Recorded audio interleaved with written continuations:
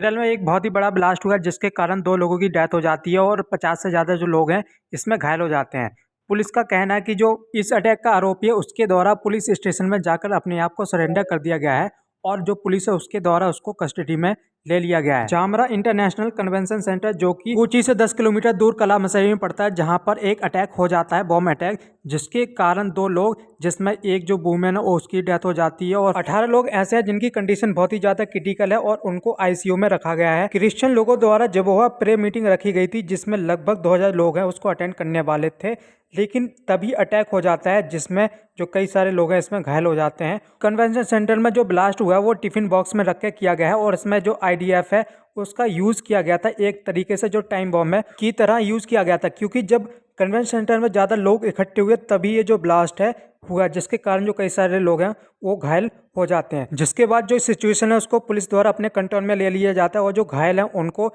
जो नज़दीकी हॉस्पिटल है उसमें ले जाया जाता है और वहाँ पे अभी तक उनका जो इलाज है वो चल रहा है। केरल के सीएम द्वारा टुमारो को ऑल पार्टी की जो मीटिंग है वो रखी गई ताकि इस पर डिस्कशन किया जाए और जो सिक्योरिटी है उसको कैसे इंक्रीज किया जा सके और जो भीड़ भाड़ इलाका है वहाँ पे जो इस प्रकार के जो हमले हैं हो सकते हैं उससे कैसे बचा सके उसके बारे में चर्चा की जाएगी। वहीं जो होम मिनिस्टर है अमित शाह, उनके द्वारा भी जो एजेंसी है उसको सेंड करने की बात की गई। एनआईए इस ब्लास्ट की जो चेकिंग है वो करेगी और पता लगाएगी कि इसके पीछे कौन है और इसका जो मकसद है वो क्या था और क्या और भी जो ब्लास्ट हैं शहर में या फिर दूसरे जो स्टेट हैं उनके शहर में हो सकता है। मुझे याद है कि इसी प्रकार का जो अटैक है वो श्रीलंका में भी किया गया था, जिसके कारण जो कई सारे लोग हैं उनकी डेथ हो गई थी और जो बहुत सारे लोग हैं वो इसमें घायल हुए थे। इसी प्रकार का सेम जो अटैक है किया गया था, क्योंकि जो लोग हैं वो प्रेयर में शामिल हो रहे थे और तभी जो अटैक है वहाँ पे हुआ था। तो इसी प्रकार का जो अटैक है वो केरल के कला मसरी में भी हुआ है, जिसके कारण अभी तक जो 2 लोग हैं उनकी डेथ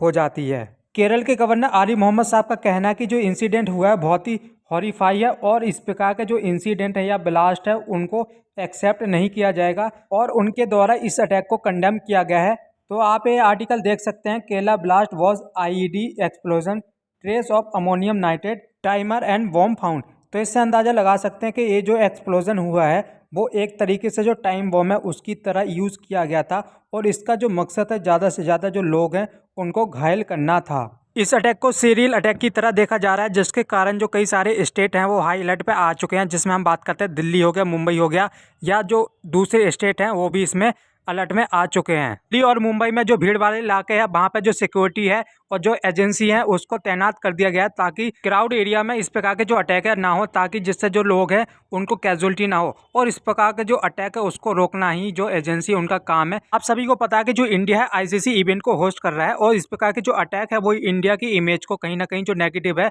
वो रिप्रेजेंट करेंगे और जो सिक्योरिटी है वो भी कंसर्न देखा जाएगा, क्योंकि इंडिया है उसमें 10 देशों की जो टीम है और उनके जो लोग हैं वो यहाँ पे आए हैं और उनकी जो सिक्योरिटी है वो हमारी जिम्मेदारी बनती है। इसलिए जो इंडिया और जो स्टेट है उनको हाई अलर्ट पर रहना पड़ेगा ताकि इस प्रकार के जो अटैक है उनको रोका जा सके। और दूसरा कंक्लूजन ये निकाला जा रहा है कि हमास के समर्थन में केरल में एक रैली निकाली गई थी, जिसके कारण दूसरे दिन ये अटैक देखने को मिला है। तो ये सीधा आरोप लगाया जा रहा है कि जो फिलिस्तीन समर्थक हैं या जो गाजा समर्थक है उनके द्वारा ये किया गया है या फिर किसी टेरर ऑर्गेनाइजेशन द्वारा, लेकिन अभी तक किसी भी टेरर ऑर्गेनाइजेशन द्वारा ये एक्सेप्ट नहीं किया गया है कि उसके द्वारा ही ये जो अटैक है वो कराया गया है। केरल में 2 एक्सप्लोजन हुए, जो एक तो पावरफुल था और दूसरा माइनर था, जिसमें पावरफुल वाले में जो लोग हैं वो इंजर्ड हुए हैं और 2 लोगों की उसमें जान चली जाती है। अब देखना होगा कि इस प्रकार के जो अटैक है और ना हो, क्योंकि कई सारी जो टेरर ऑर्गेनाइजेशन है जिसमें हम बात करते हैं जो खालिस्तान है उसके द्वारा भी ये धमकी दी जाती है कि जो इंडिया है उसके कई शहरों में अटैक किया जाएगा। अब देखना होगा कि जो एनआईए उसकी चार्जशीट से क्या पता चलता है, क्या ये टेरर अटैक है या फिर जो किसी और कारण के कारण जो ये अटैक है वो किया गया था। So that is the end of the video. इस वीडियो में इतना ही, मिलते हैं आपको नए टॉपिक के साथ।